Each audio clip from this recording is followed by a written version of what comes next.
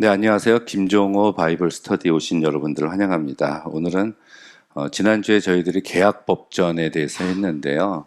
오늘은 그 성결법전이라는 것에 대해서 한번 살펴보는 시간을 갖도록 해보겠습니다. 이스라엘 백성들이 이제 출애굽해서 한 달 만에 시내산에 도착을 했습니다. 그래서 거기서 하나님과 이제 계약을 맺어서 이제 하나님은 이스라엘 백성들의 하나님이 되고 이 백성들은 하나님만 섬기겠다 이런 계약을 체결하고 하나님께서 십계명을 비롯한 여러 가지 계명들을 주셨어요. 그거를 우리가 계약법전이라고 살펴봤습니다.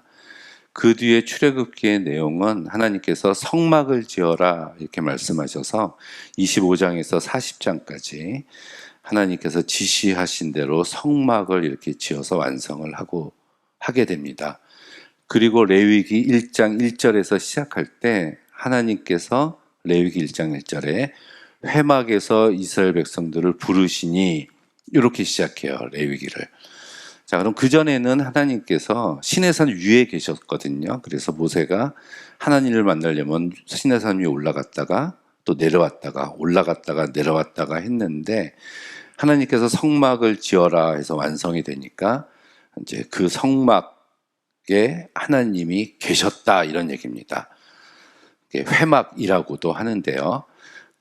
그리고 이스라엘 백성들은 진을 치고 이렇게 12지파가 이렇게 진을 형성해서 있었는데 그 성막, 그 회막이 바로 이스라엘 백성들이 진을 치고 있었던 한 가운데에 있었다는 얘기예요. 그리고 그 진이 이동할 때 이 성막도 같이 이동하니까 이제 그 공동체는 하나님이 함께 계시는 공동체가 됐다는 얘기입니다. 그런데 이 하나님은 레위기에서 제일 많이 소개하고 있는 명칭은 내가 거룩하니 너희도 거룩해라 이 말씀이 제일 많이 나옵니다. 그렇다면 이 하나님은 거룩하신 하나님이라는 얘기예요. 그러면은 그 거룩한 하나님과 같이 있는 백성들은 거룩해야 되거든요. 그 거룩이라는 말을 다른 말로 하면은 우리가 구별하다, separate라고도 얘기하고 또는 성결하다 또는 청결하다 또는 정결하다라고까지도 이야기를 합니다. 그래서 하나님께서 구체적으로 이스라엘 백성들에게 지켜야 할 법을 레위기에서 주셨는데 그래서 이 법의 이름을 성결법전이다 이렇게 이야기를 합니다. 자, 이제 이스라엘 백성들은 하나님과 함께하는 공동체가 됐어요. 그래서 레위기 1장에서 7장까지를 보니까 하나님께서는 이스라엘 백성들에게 먼저 하나님께 예배 드릴 때, 제사 드릴 때 어떻게 드려야 된다라는 것을 구체적으로 먼저 말씀을 해주십니다. 번제, 소제, 화목제, 속죄제, 속건제 1장에서 5장까지 말씀하시고 6장하고 7장에서는 이 5가지 제사법을 다시 한번 반복해서 말씀을 해주시고 나서 레위기 8장, 9장, 10장은 이 예배 인도자가 어떠한 삶을 살아야 되는가에 대해서 말씀을 해주세요. 그래서 아론을 대제사장으로 삼어라. 그리고 9장에서는 대제사장이 된 아론의 위임식이 나오고 10장에서는 안타깝게도 그 대제사장의 첫째 아들과 둘째 아들이었던 나답과 아비후가 잘못된 하나님께 예배를 드리게 됐을 때 하나님께서 불을 내려서 그들을 심판하시고 죽이시는 모습이 나옵니다. 이렇게 보면은 처음에 1장에서 7장은 하나님께 예배 드리는 거, 8장에서 10장은 예배 인도자는 어떤 삶을 살아야 되느냐, 그리고 11장에서 15장까지의 내용이 성결한 삶을 어떻게 살아야 되느냐에 대해서 말씀하세요. 그래서 이제 뭐 문둥병이라고 나오지만 정확하게는 피부병입니다. 피부병이 있을 때 또는 이제 혈루증 같은 걸 앓고 있을 때 또는 음식을 구분하는 것 이런 것들에 대해서 이제 말씀을 하시는데 이것은 성결한 삶을 살기 위해서는 이러이러한 삶을 살아야 된다. 자, 이런 것들이 이제 예배드리고 예배 인도자가 있고 난 다음에 그 다음에 해야 될 일은 예배 다음에 해야 될 일은 삶이라는 얘기입니다. 삶. 그 삶에 대해서 레위기 11장에서 15장까지 말씀을 해주시는 거예요. 그것은 우리가 먹는 것 또는 우리가 접촉하는 것, 또 사람의 몸속에 있는 것, 근본적인 것에 대해서 모든 것이 하나님 앞에서 성결하고 청결해야 된다는 얘기예요. 왜? 하나님이 함께 하시니까. 그래서 피부병 걸린 자는 진 바깥에 있다가 나으면 들어오게 하는 이런 조치를 취했습니다. 그리고 나서 레위기 16장이 그 유명한 욤 키프림이라 해서 속죄의 날이라는 1년에 한 번 있는 금식하는 날, 이스라엘 백성들이 다 같이 모여서 하루 금식하면서 이스라엘의 모든 죄를 하나님께 고백하는 속죄일을 지켰어요. 그때 대제사장이 염소 2마리를 잡아서 한 마리는 이제 죄의 전가라 그럽니다. 이스라엘 백성들의 모든 죄를 그 염소 한 마리에다가 이제 이전시키는 거예요. 그러나서 아사엘을 위해서 하면서 광야로 내쫓고, 다른 한 마리는 죽여서 그 피를 지성소에 가져가서 제단에 뿌리고 하나님께 회개하는 대제사장의 행동이 있었습니다. 이게 속죄일, 하루구역, 이날이 금식하는 날이에요. 그리고 나서 오늘 이 17장에서 26장까지 이렇게 살아야 된다고 구체적으로 법으로 주셨는데, 그것이 요 17장에서 26장까지 나오는 성결법전입니다. 지금까지의 내용들을, 그래서 요 앞에까지는 16장까지는 성소 안에서의 거룩함에 대해서 이야기를 했다면, 요 바깥 17장에서 26장까지는 이제 구체적으로 지켜야 될 법을 명시해 주신 것이라고 볼 수가 있습니다. 레위기는 27장까지 있어요. 마지막 27장은 서원법이라 그래서 이제 따로 분류를 해서 레위기의 결론으로 봅니다. 그럼 간단하게 몇 가지만 이 17장에서 26장까지에 나오는 성결법전의 내용이 무엇인지 한번 살펴보도록 하겠습니다. 이게 뭐 우리가 한 글자 한 글자, 한 문단 한 문단 봐야 되는데 그거는 이제 다음 기회에 하고요. 자, 17장에서 20장은 일상생활에 대한 법이다. 이렇게 해서 17장에는 짐승을 잡는 장소와 방식에 대해서도 이야기를 해주고 있어요. 특별히 피를 먹지 말라. 왜냐하면 이제 피에 생명이 있기 때문이다. 그런 얘기죠.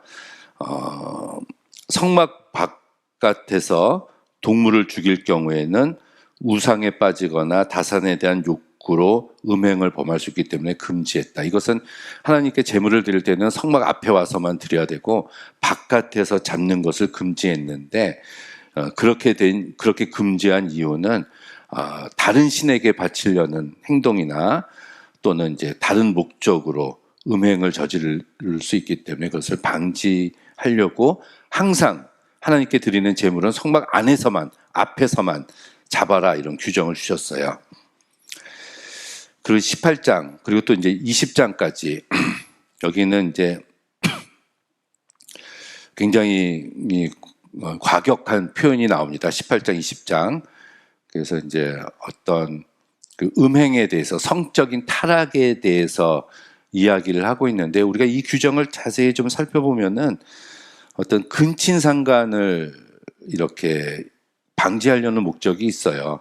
이제 결혼할 수 있는 촌의 범위를 규정을 해놨는데, 이제 3촌 이내는 안 되고 4촌까지는 허락한 이런 모습들이 18장하고 20장에서 나와요. 그러니까 내 어머니 하체를 범하지 말라, 내 할머니 하체를 범하지 말라, 계모와 그 딸의 하체를 동시에 범하지 말라, 이런 것들을 보면은 3촌 이내에서 성적인 관계를 금지시키고 있고요. 그 뒤에 보면은 또 어떤 짐승과의 교접하는 것, 또 동성애 이런 거에 관해서도 이제 금지를 하고 있는데, 나는 주 너희 하나님이다라는 말이 나오고 20장에서는 반드시 쳐 죽여라, 이런 말씀이 계속 나옵니다. 왜냐하면 이제 그런 성적인 관계에 있어서도 하나님 앞에서 성결해야 되기 때문에 그래요. 자, 부부의 성은 하나님께서 선물로 주신 겁니다. 그게 하나님께서 허락하신 가정이 아닌 다른 곳에서 사용되어질 때 하나님께서는 부정하다, 이렇게 말씀을 하셨어요. 왜냐하면 그 당시에는 가나안 족속들은 굉장히 성적으로 문란한 가나안 신 자체가 성전 창기를 두는 그러한 종교였기 때문에 또 그러한 음란한 종교에는 사람들이 쉽게 유혹에 빠지는 경우가 굉장히 많습니다. 그래서 이 법으로 정해서 하나님께서 금지시킨 것을 알 수가 있어요. 그리고 계속해서 이스라엘 백성들이 삶 전체에서 하나님을 드러내야 된다는 거, 그리고 가난한 자들을 위해서 추수할 때 밭의 일부는 수확하지 말고 남겨둬야 된다는 거. 이게 이제 룻기에 나오는 얘기잖아요. 근데 일부분이라는 것이 별거 아닌 것 같지만은 굉장히 많은 부분을 그냥 남겨둬서 그걸 가지고 주변 사람들이 먹을 수 있었다라는 것을 볼 수가 있습니다. 추수하다가 떨어뜨린 곡식 다시 줍지 말고요. 나무 열매도 그냥 두어라. 이웃 사람들에게 먹을 식량으로 제공해라. 이렇게 이야기를 합니다. 그래서 내 이웃을 내 몸과 같이 사랑하라 라는 그 예수님 신약에 나온 말씀도 사실은 여기에 처음 나옵니다. 자, 20장 아까 말씀드린 대로 근친상간 이런 성적인 것에 대해서 쳐 죽여라 이런 말씀들이 나오고 있고요. 21장, 22장은 제사장직에 대해서 특별하게 또 다시 법으로 이렇게 하나님께서 규정을 해주셨어요. 이 제사장들은 하나님 앞에서 거룩한 사람이 되어야 된다. 특별히 더. 그리고 하나님의 이름을 더럽혀서는 안 된다. 이게 하나님 앞에서 거룩해야 되고 하나님의 이름을 더럽히면 안 된다. 근데 이게 말라기서에 이런 말씀이 나오거든요. 내 이름을 멸시하는 제사장들아. 나를 경외하지 않는 제사장들아. 그러니까 그들은 제사장은 하나님의 이름을 멸시하면 안 되는데 그런 제사장이었다는 얘기입니다. 제사장의 결혼에 대해서도 굉장히 엄격한 규율을 두고 있고요.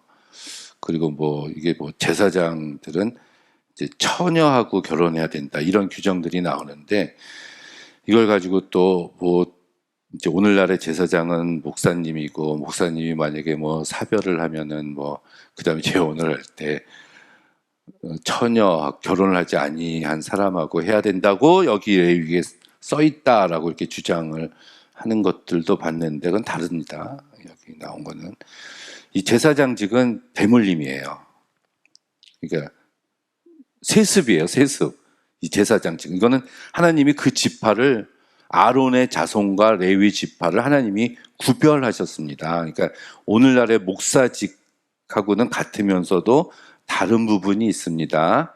그래서 제사장직은 세습직이었고 이게 대대로 이어져야 되기 때문에 어떤 아이를 가지고 있는 여자가 과부가 제사장과 결혼하게 되면은 그 아이가 제사장이 될 수 있느냐 이런 문제들이 있었어요. 그래서 그런 것들을 미연에 방지하고자 하는 법이었다라고 이야기를 우리가 해야 됩니다. 그리고 재물은 성스럽다. 거룩한 예물을 조심스럽게 다뤄야 된다. 이게 사실은 하나님께 구별돼서 바쳐진 것, 왜 고르반이라고 얘기하거든요. 근데 우리 신약 성서에도 나오잖아요. 어떤 사람이 찾아가서 가난한 자를 좀 도와줘라 그랬더니 이건 고르반이라서 줄 수가 없습니다.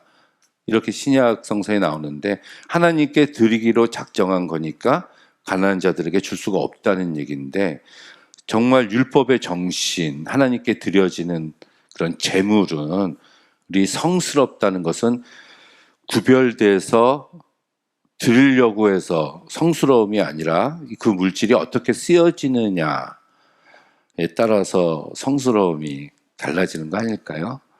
우리가 일상생활을 하다가 요즘 카드를 많이 사용하지만 예전에는 현금 가지고 하다가 새 돈이 들어오면은 잘 놔뒀다 성경책에 끼워놨다가 가서 교회에다 헌금한다는 좋은 전통이죠. 저도 아주 예전에 교회에서 사례비를 현금으로 받을 때 거의 새 돈을 받았거든요. 헌돈이 아니라. 기분도 좋고 좋긴 하지만 그게 근본적인 정신은 아니잖아요. 우리가 이 물질이 가난한 자들을 위해서 쓰여지는 것을 보면 하나님께서도 기뻐하지 않으실까 저는 그렇게 생각을 합니다. 그리고 이스라엘 사람들의 절기에 대해서도 나옵니다. 이거는 제가 지난 시간에 했기 때문에 간단하게 넘어갈게요. 이제 안식일을 준수해라. 이건 하나님을 기억하는 날이다라고 볼 수가 있고 제가 이제 유월절 우리가 출애굽을 기념하고 맥주절 50일이 지난 날 그리고 이제 초막절 하나님께 대해 감사를 드리는 날에 대해서 이야기를 하고 있고 이제 안식년 그리고 이제 희년에 대해서도 이제 이야기를 합니다. 그 희년에 대해서 잠깐만 얘기를 할까요? 레위기 25장인데요. 제가 이제 이 레위기 25장을 가지고 신학대학원 MD부 때 졸업 논문을 썼습니다. 아주 옛날이죠. 95년도인가 쓴 논문인데 레위기 25장 그러니까 안식년이 7년에 한 번씩 돌아오는데 안식년에 7년이 7번 돌아오면 49년이거든요. 77이 49. 그 다음에 50년째 되는 해를 희년이다라고 선포를 해서 이제 모든 빚잔치를 끝내라 하는 게 희년이에요. 한마디로 얘기를 해서 50년에 한 번씩 돌아오는 날. 그래서 가옥 무르기, 집을 저당 잡혔으면 집도 돌려주고요. 토지 무르기, 내 밭도 이제 남에게 빚을 줘서 팔았으면 돌려주라는 얘기예요.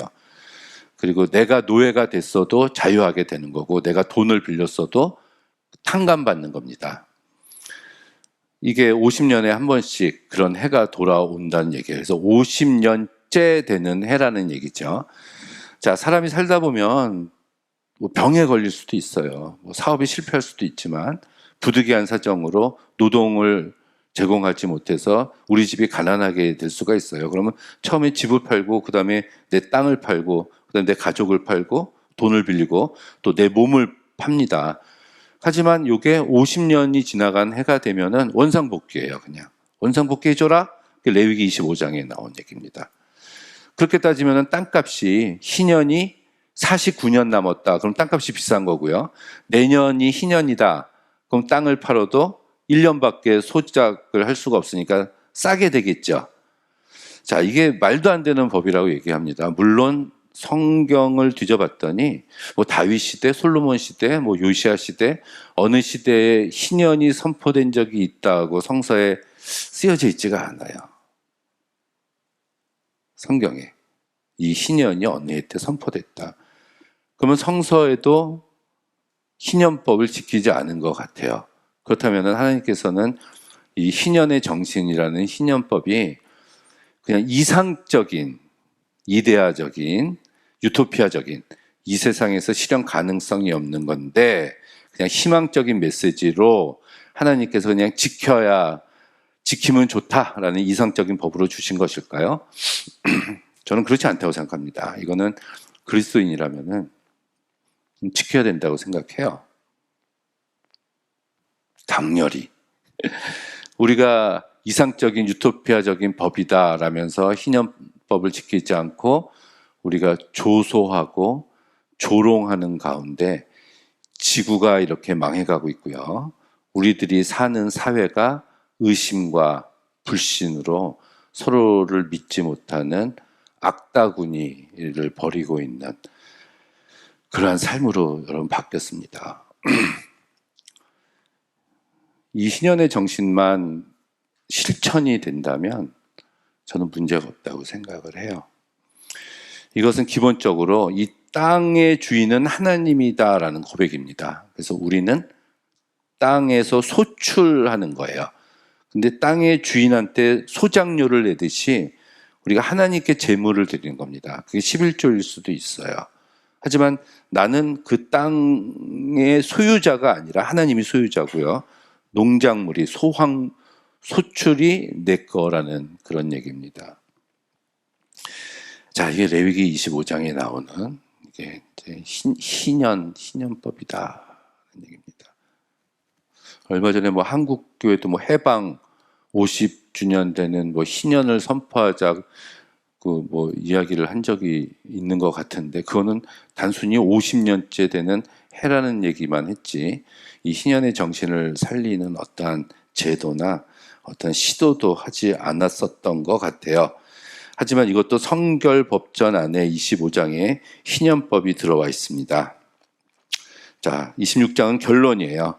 그래서 순종에 대해서 이야기를 먼저 합니다. 순종하면은 하나님께서 때에 따라서 돕는 은혜를 주시고 소출이 풍성하고 평화와 번성이 있고 하나님이 함께 하실 것이다. 이 법을 잘 지키면, 그리고 반대로 거역을 하면 너희들에게 저주가 임할 것이다. 이렇게 얘기를 합니다. 질병, 가뭄, 흉년, 전쟁, 재난, 흩어짐. 하나님께서 인과응보 사상이라고 이야기를 합니다. 이 법은 우리도 지금 대한민국에서 살면서 법을 잘 지켜서 뭐 상을 받지는 못하더라도 법을 안 지키면 우리가 벌을 받잖아요. 벌금을 내거나 심지어는 감옥에 가서 우리의 자유를 구속당하기도 하는데, 그것처럼 이것도 법이기 때문에 하나님께서는 지키면 복을 받고 안 지키면 그렇지 않다, 이런 얘기를 하고 계십니다. 결국 하나님은 이제 하나님의 주권 아래에 있는 백성들이 어떻게 하나님 백성답게 살아가야 하느냐, 그렇게 살기 위해서는 이러이러한 법을 지켜야 된다는 거예요. 우리가 하나님 나라에 들어갔으니까 하나님 나라 법을 지켜야 되잖아요. 그리고 일상생활에서 하나님의 뜻을 드러내야 되고, 또 우리가 의식적으로도 지켜야 되고, 거기에 절기도 포함되고요. 또 우리들은 하나님의 백성이기 때문에 다른 이방 족속들과 구별돼 있어야 되고요. 세속과 관계를 맺지 않고 의식적으로도 도덕적으로도 성결을 지켜야 된다. 결국은 깨끗한 삶이에요. 왜? 내가 거룩하니 너희도 거룩해라. 자, 이스라엘 백성들의 진 한가운데 성막이 있었고, 그 성막에는 하나님이 계시니까, 자, 우리도 우리 안에 성령이 거하시는 우리 거룩한 전이잖아요. 이제 우리 신약 시대에 와서 성령을 주셨고, 고린도전서 12장 3절에 아무도 성령이 아니고서는 예수를 주라 할 수 없다. 여러분들이 예수님을 향해서 주님이라고 고백을 했다면 여러분 마음속에 성령이 계신 겁니다. 그렇다면 내 안에 성령이 있어요. 나는 거룩한 성전이지요. 그러면 성전으로서 나는 깨끗한 삶을 살아야 된다. 그게 성결한 삶을 사는 것이다. 그것이 바로 이 성결법전의 궁극적인 목적이 아닌가, 이렇게 생각을 합니다. 네, 오늘은 성결법전 여기까지 하도록 하겠습니다. 감사합니다.